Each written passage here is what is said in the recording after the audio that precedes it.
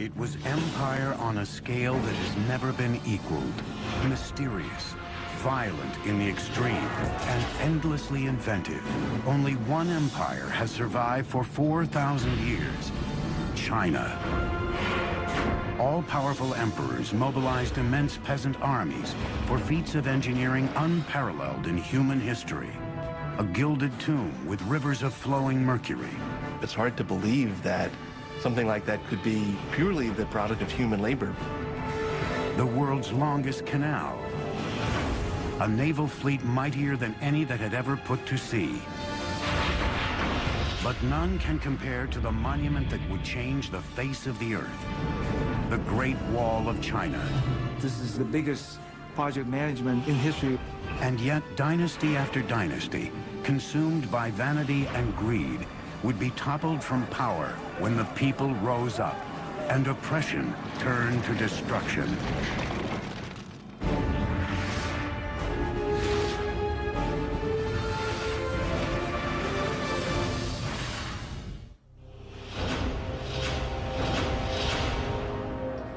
At the dawn of civilization, the Chinese were there, and they are still here. Hello, I'm Peter Weller.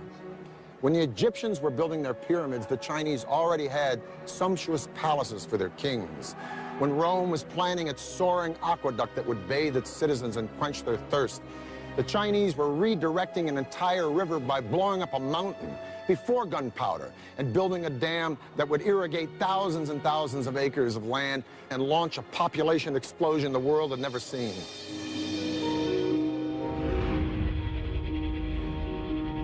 "4 thousand years ago, Chinese civilization rose and spread across a vast area, 1/3 larger than the United States. But for centuries, China was in turmoil. Separate kingdoms battled for power and control. Conflict and combat ravaged the land. China was, as we think of it today, more or less, was made up of a number of states, all of which were fighting with one another for supremacy. The period was called the Warring States. By the 3rd century BC, one kingdom emerged as the most powerful and the most ruthless. A western province home to a hostile, warlike people. They were ambitious, forbidding, and determined to conquer and unite all 7 kingdoms. They were called the Qin. Their unification of this vast land would create an empire like no other the world has ever seen. The Qin prospered in a region that was fertile and flat, with access to prime trading routes like the famed Silk Road, connecting them to the farthest reaches of China and beyond. Over time, the Qin developed 2 critical military advantages over the other kingdoms. From neighboring nomads and barbarians, the Qin mastered horsemanship. Simultaneously, they also changed strategy for waging war. Until now, wars had been fought by small platoons of nobles riding in chariots. But the recent discovery of new metal forging technologies led to mass production of weapons and the rise of a new type of warrior, the foot soldier. It was a time when the use of iron became much more widespread. So just at the same time as infantry armies, which tended to be much larger, came in, so it was possible to make more weapons. With this tactical breakthrough, the Qin launched an offensive to conquer all of China. As one kingdom after another fell, the Qin faced a new challenge: how to quickly produce enough food to fuel their now massive army. That responsibility fell to one man. His name was Li Bing, a Qin official who was one of the greatest hydraulic engineers of all time.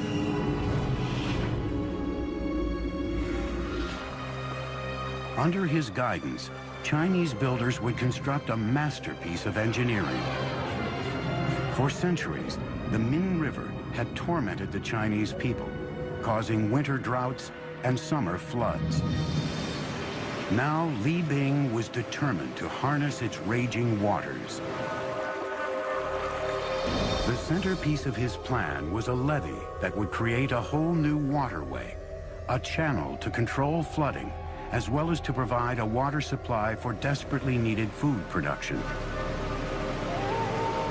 But Li Bing had an enormous problem. Mount Jiang, standing directly in the path of his irrigation channel. He couldn't move the mountain, so he decided to carve a path for his new waterway straight through it. Long before the invention of gunpowder, it would have taken decades to cut a path through the mountain by manual labor using only hammers and drills. The Qin military demanded more immediate results, forcing Li Bing to devise a bold new technology. He'd let the forces of nature do the heavy lifting for him. First, heating the rocks through controlled fires, then dousing them with cold water. This caused the boulders to crack into small pieces that could be carted away. 8 years after he started, Li Bing had blasted an irrigation channel straight through the mountain. Now he had to construct the enormous levee that would divert the waters of the Min into the new irrigation channel. Thousands of workers were brought to the site, working with nothing but muscle and chisels, carving out the earth. Remarkably, Li Bing designed a levee that could regulate the raging waters of the Min according to the season. In summer, more water could be driven to the irrigation channel to prevent flooding along the river. In winter, the proportions were reversed, directing more water into the river to avoid drought. By irrigating a vast stretch of Qin territory, Li Bing's levee triggered a massive population boom, and the military had a new base to launch attacks into enemy territory.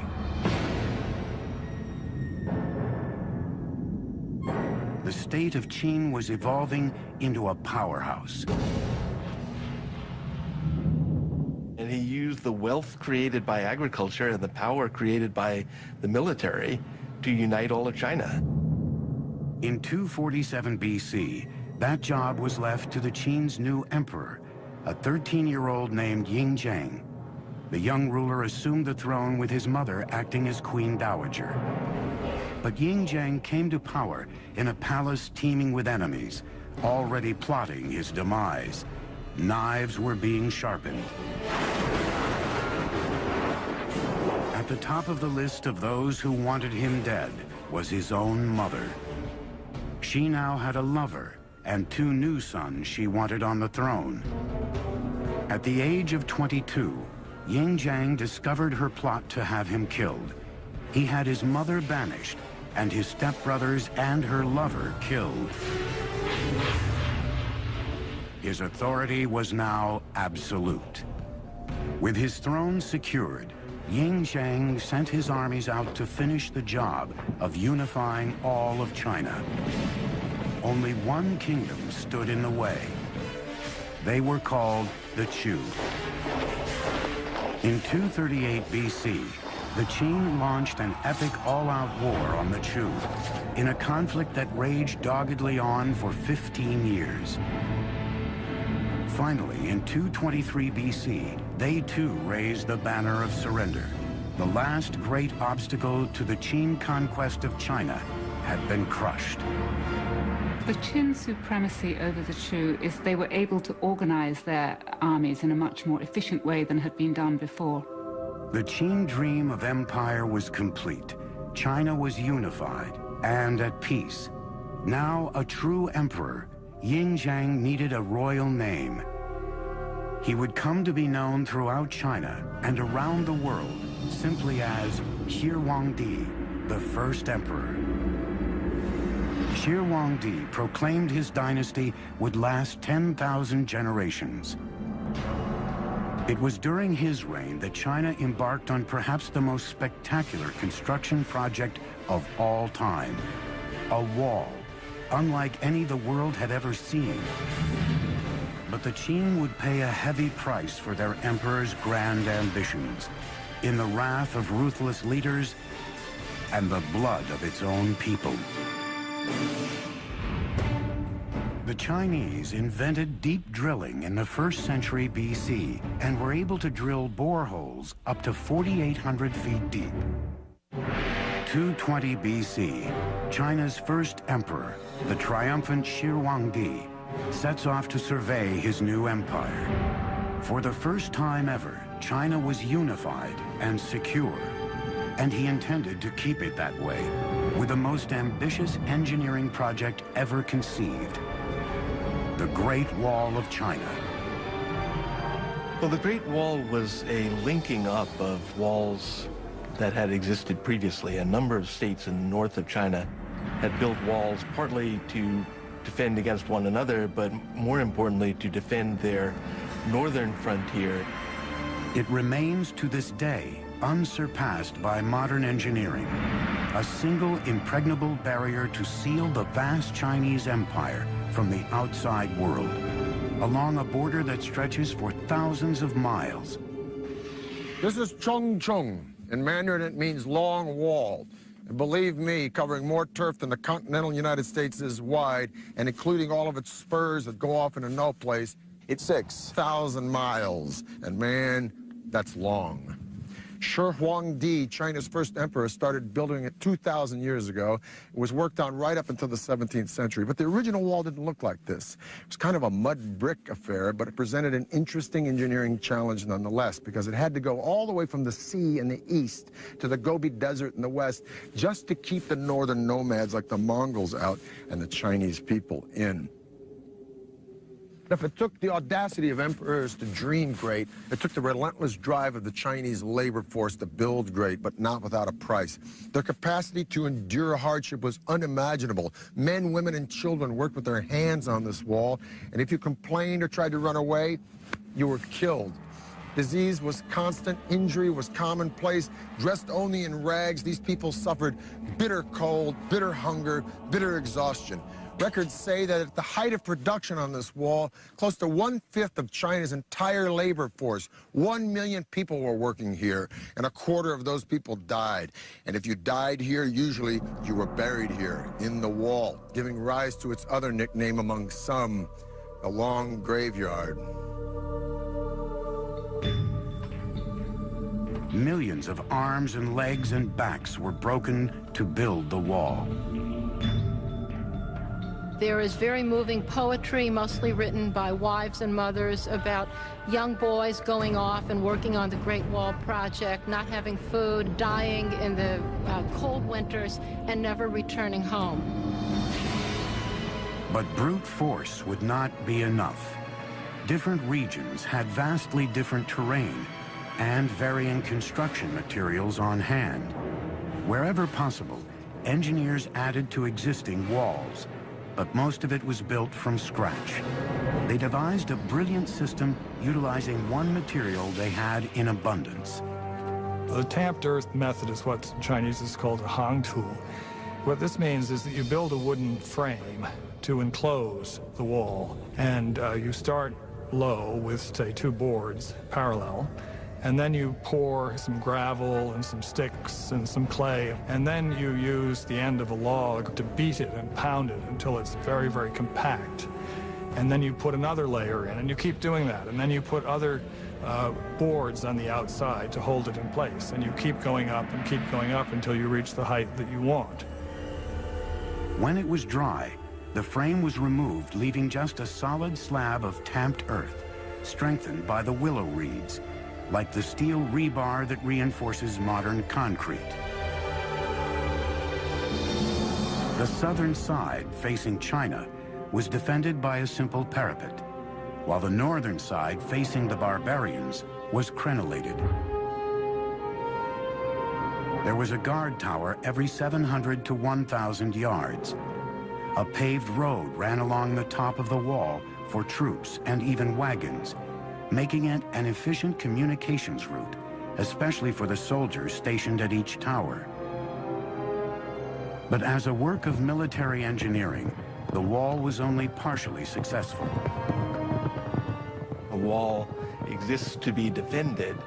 But in the long run, the wall was not very defensible. Nomads could break through it or go around it, bribe their way through it. But the Great Wall was not only designed to keep barbarians out, it was also a symbolic dividing line, locking the Chinese in. The Great Wall, in a sense, is a cultural marker as much as it is a military fortification. It's the way of the Chinese saying to the nomads, you stay out there and raise horses and sheep, and we'll stay in here and grow grain. By 210 BC, the Great Wall had stretched over 3,000 miles, leaving an indelible mark on China's harsh terrain. But resentment was swelling into a rage against Shi Huangdi. Many in his kingdom felt the colossal barrier was not worth the toll it inflicted on the Chinese people. I'm a ref being chased out of town after the worst game of my career. You forget one down and the whole stadium turns on you.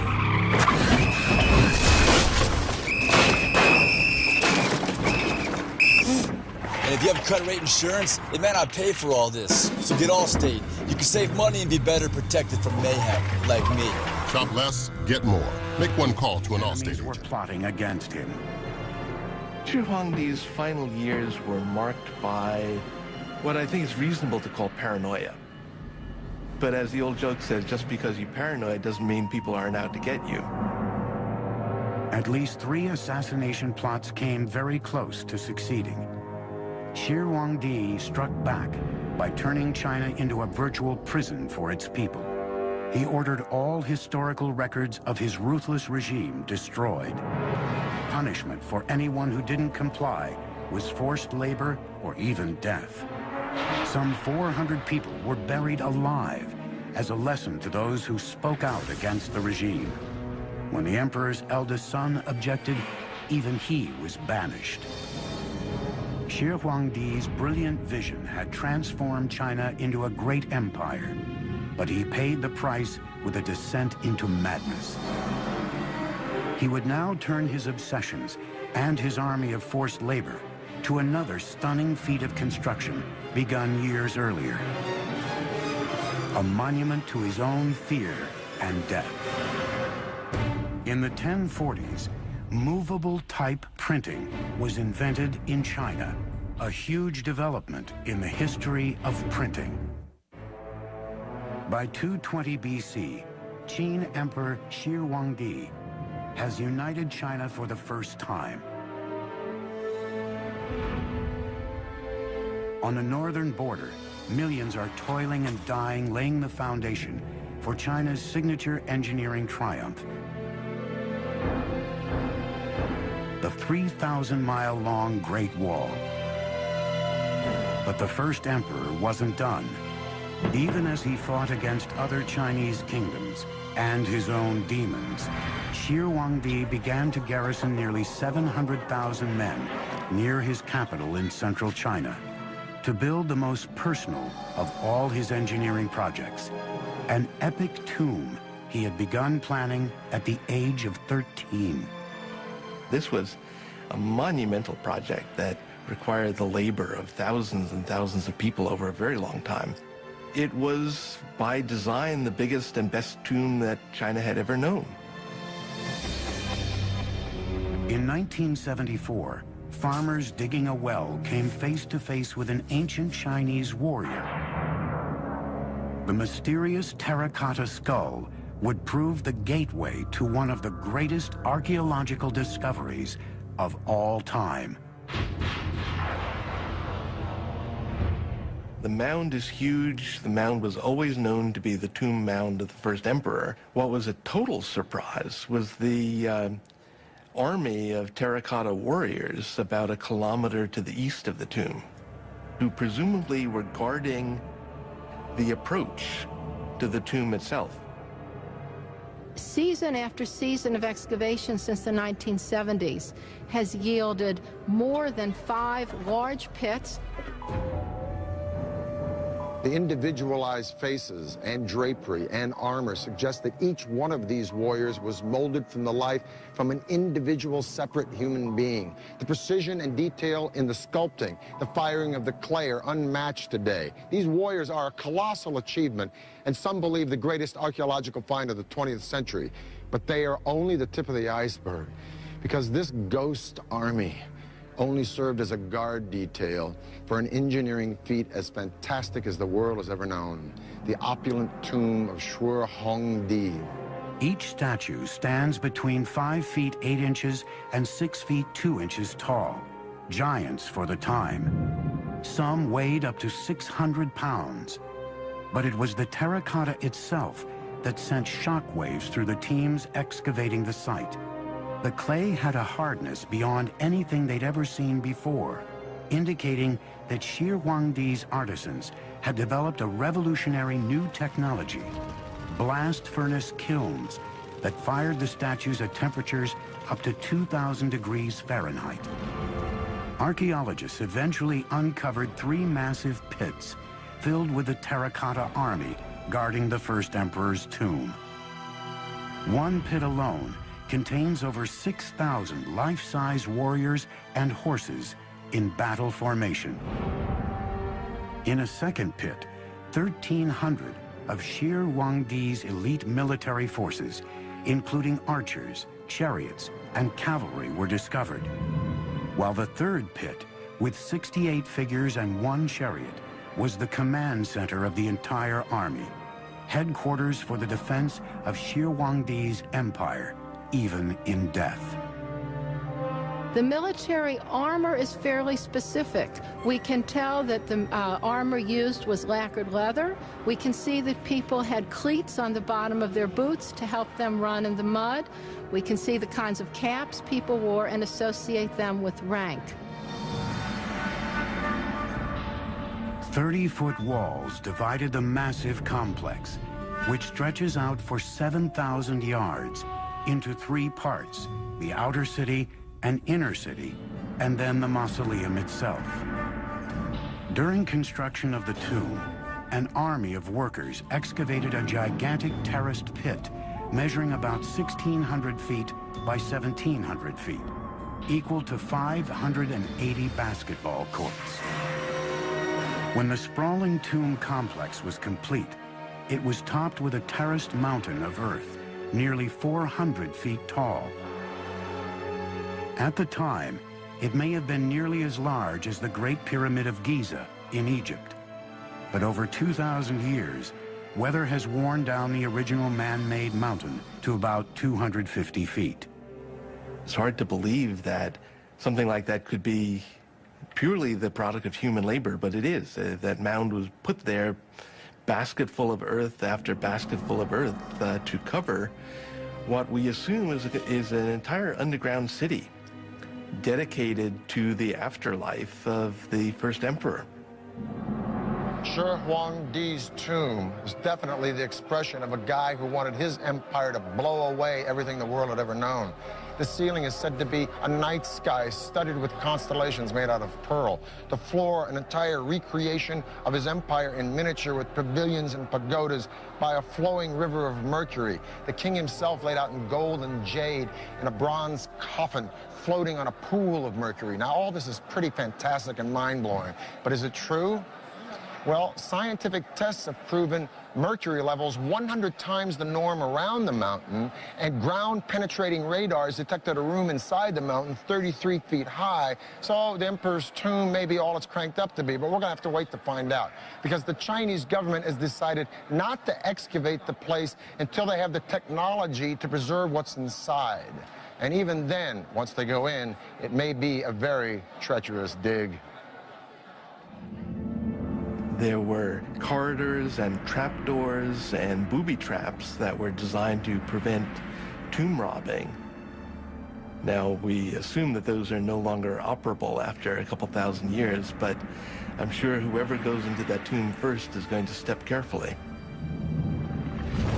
Shir Huangdi had boasted the Qin dynasty would last 10,000 generations, but just 3 years after his mysterious death, the vast empire collapsed.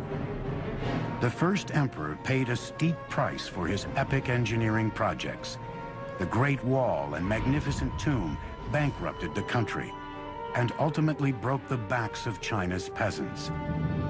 Pushed to their limits, the people revolted, and China was plunged into chaos.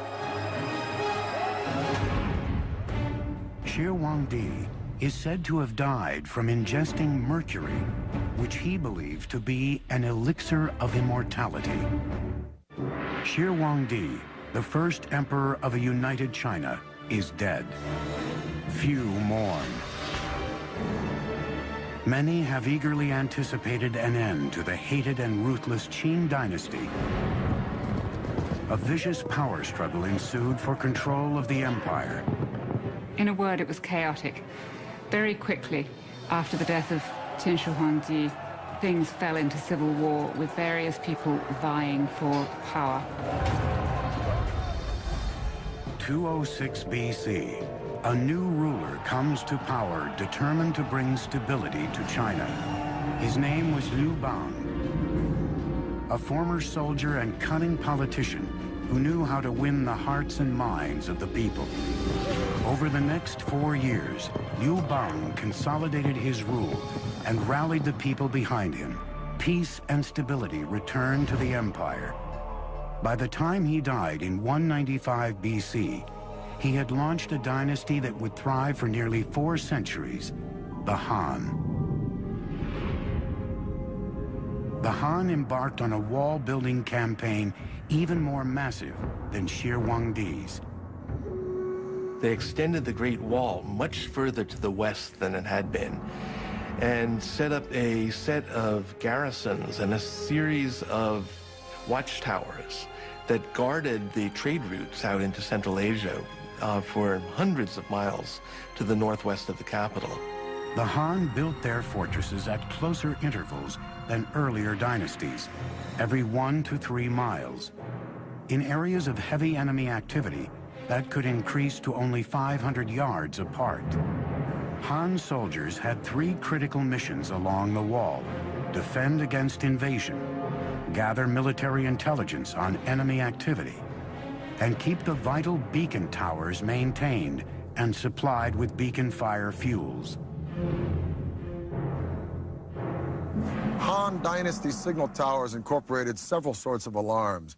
Flags and smoke were only used in the daytime. Torches were only used at night. Bigger bonfires and drums were used at any time. And complex codes were devised for these signals. And just like today, modern codes, they were all classified as top secret and unknown to the public. From around 200 BC to 200 AD, just about the time that Rome was dissolving as a republic, only to be reborn as an empire that would gobble up and transform the Western world, China was an empire that was consuming and transforming the East. During the Han Dynasty, the population of China grew to 50 million people. The empire went as far south as Vietnam, as far west as Afghanistan. It was massive. But after 400 years, just like Rome, internal disintegration started to overshadow military success, and in 184 AD, a peasant rebellion brought the Han Dynasty to a screeching halt. And once again, China was on the verge of chaos. For 3 centuries, warfare, treachery, and death were the rule in China. And once again, it took a ruthless hand to put an end to the time of turmoil. In the 6th century, a northern people, the Sui, declared war on the chaos, conquering one part of the empire after another, until China was united again, for the first time since the Han Dynasty fell 3 centuries earlier. The Emperor Yangdi would build the Sui Empire on the foundation of nearly 1,000 years of dynasties that came before. Unlike previous emperors who had concentrated on fortifying China against the outside world, Yangdi would channel his energies inward and strengthen his empire within its borders. China is vast, and its waterways provided the most efficient means of transportation over such great distances. Two major rivers traverse the country east to west, the Yangtze in the south and the Yellow River in the north, but they are 1,000 miles apart. China was a house divided. Yang Di decided to do something about that. He aimed to link northern and southern China by a gigantic central artery of I'm a ref being chased out of town after the worst game of my career. You forget one down and the whole stadium turns on you.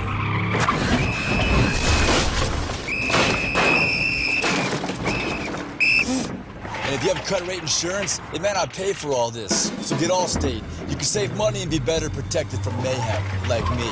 Shop less, get more. Make one call to an a Allstate kind agent. of hydraulic highway for merchants, soldiers, and citizens. Very common to China in terms of constructing any large infrastructure project.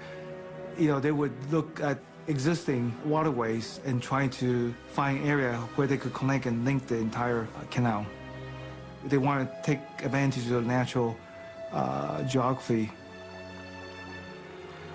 This gigantic construction project would take more than 1 million man-days of work, most of it digging. Living and working conditions were horrendous, harsh and primitive. Tens of thousands died of starvation, fatigue, and illness. Many were simply beaten to death by overseers.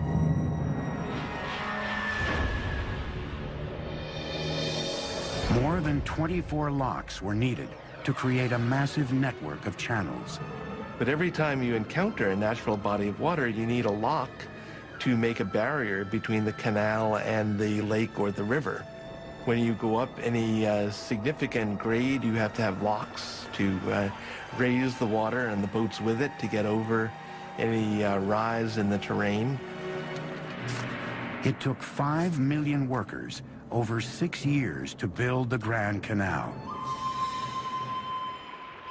When it was built, it stretched 1,200 miles, and it was the longest and most ambitious canal project that had ever been enacted on the Earth up to that time. By connecting the Yellow River with the Yangtze, the Grand Canal could now transport goods up to 45 miles a day. Major cities along the canal grew into silk, porcelain, and cotton centers. Merchants and artisans supplied manufactured goods to opening markets throughout the entire country.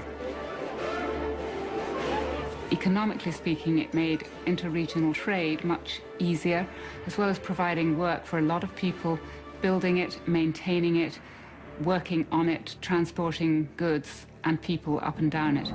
Like the Nile in Egypt, it integrated the North and the South, strengthening the foundations of a unified empire. Well, the canal was a tremendous generator of wealth. There was opportunity for poets to travel, for painters to wander and begin painting landscapes. So it really was an engine of cultural development, not just along its own route, but with influence far beyond its own confines. With his engineering feat completed, Emperor Yang Di decided it was time for a victory tour down the Grand Canal. It was a garish spectacle, with an entourage of thousands, traveling in opulence that bordered on the obscene. Well, the emperor had beautifully appointed luxurious imperial barges that could take him down the Grand Canal. So he would spend as much as half of every year enjoying himself in the sunny south. The emperor redefined luxury, demanding exquisite foods and exorbitant tribute from every county and town along the canal. When large amounts of leftover delicacies were dumped overboard, the destitute who built the canal watched from the shore in despair. But once again, a Chinese emperor underestimated the power of the people. His voyages of conspicuous consumption fueled a mounting sense of rage against his decadent regime. In 618 AD, the people rebelled in a series of peasant uprisings throughout the country. Once again, chaos consumed China and soon reached the palace itself. Emperor Yang Di was killed by his own generals, and the Sui dynasty came to an abrupt end. But with the empire united again, the stage was now set for China's golden age. And for the first time, China's engineers would extend the empire's reach around the globe. From the 4th century BC on, the Chinese used blast furnaces to cast iron, nearly 1,800 years before its widespread use in Europe. 6 centuries ago, an astonishing armada of Chinese ships crossed the China Sea before venturing west to Ceylon, Arabia, and East Africa. It was a fleet unlike any that had ever put to sea. Giant 9-masted junks escorted by dozens of supply ships, patrol boats, and transports for cavalry horses. Crew totaled more than 27,000 sailors and soldiers. This was the famed armada of the powerful Ming Dynasty, a herald to the world that after a century of Mongol domination, China was returned to its rightful rulers. At its helm was an unlikely admiral, a commoner from the outlying Yunnan province, who rose to become one of the most powerful figures of the Ming Dynasty. His name was Zheng He. Zheng He was 11 when his hometown was conquered by the Ming. He was plucked from his family, brought to court as a gift for the emperor's son, and castrated. Eunuchs appear often in Chinese history, and the reason that they gained power was because they had much greater access to the emperor and to imperial women because they didn't pose a threat. Zheng He soon rose through the ranks to become the chief lieutenant to the emperor himself. Together, they sketched out a bold plan for conquest of the seas. Zheng He was named to lead an extraordinary fleet of ships. It was an engineering challenge unlike anything a Chinese dynasty had ever attempted. He was somebody who definitely wanted to create a personal stamp on the world. He ordered 337 ocean-going ships. An additional 188 flat-bottom transports were converted for ocean travel. Just to get the building materials together, get the craftsmen, get the designers and all the rest, and then, say, put together a fleet of 300 ships is remarkable. I mean, the British fleet in the time of Napoleon, it had an upper limit of about 100 ships of the line, men of war. An army of 30,000 carpenters, sailmakers, and sailwrights worked and lived at the shipyards, working day and night on Zheng He's magnificent fleet. At the center of the enormous shipyard, 7 1,500-foot dry docks were separated from the Yangtze River by 25-foot-high dams. Once the ships were complete, the dams were opened, flooding the dry docks. The flagship of the fleet was a spectacular 9-masted vessel measuring 440 feet, nearly 1.5 times the length of a football field, making it the largest wooden ship ever built. Designed for stability, it had a flat bottom filled with heavy ballasts of stones and an innovative exterior rudder post that could be raised to reduce the ship's draft in shallow waters. Watertight bulwark compartments, inspired by the partition shape of bamboo stalks, stored drinking water and supplies, and kept the ship afloat if the hull was breached. The second deck had living quarters for the crew. The kitchen, mess hall, and operations were on the third, while the fourth deck was used as a high fighting platform. Fully rigged, the flagships had 9 staggered masts and 12 square sails of red silk soaring skyward. Other ships were armed with as many as 24 bronze cannons, capable of firing up to 900 feet. Their bows and sterns had reinforced high profiles for ramming smaller boats. Some ships carried horses or transported troops. Others were freshwater tankers, packed with provisions for up to 28,000 men. We're talking about a really, really big fleet. It had as many soldiers and sailors on it as the Spanish Armada of 1588. It had about twice as many ships. In 1405, the eunuch commander Zheng He set sail for the world. Zheng He was not an explorer. What Zheng He was doing was what we would call in modern terminology power projection. During his 28-year naval career, Admiral Zheng He visited 37 countries, traveled around the tip of Africa into the Atlantic Ocean, and commanded a single fleet whose numbers surpassed the fleets of all Europe combined. Zheng He's voyages established China as a superpower on the world's oceans. But in 1433, China's age of exploration came to a crashing halt. Zheng He suddenly died during a stopover in India, and the fleet was recalled to China. A new emperor was on the throne. In one stunning command, he would change the course of Chinese history. Despite China's total domination as a naval power, Zheng He's magnificent fleet was to be burned to the ground. It would be one of the great turning points in Chinese history. China was poised to seize control of the seas and colonize the world years before the Portuguese, Spanish, Dutch, and British. Under the new emperor, all ocean-going vessels were destroyed. Even records of Zheng He's expeditions were torched. China's age of exploration was over. The open door slammed shut. The ships were gone, and the promise of international power and conquest was dead. The reason for the emperor's decision remains a mystery to this day. 1449, 16 years after the empire turned inward again, China's age-old enemy returned. Mongol forces mounted a massive attack. Like great dynasties before them, the Ming returned to the wall for protection. The result would be the most monumental feat of the entire Chinese Empire. A complex re-engineering of the Great Wall into the colossal structure we know today. Earlier walls had been primarily made of stamped earth. The Ming walls were faced with brick and stone. They were much more solid, and those are the ones that we can still see parts of today.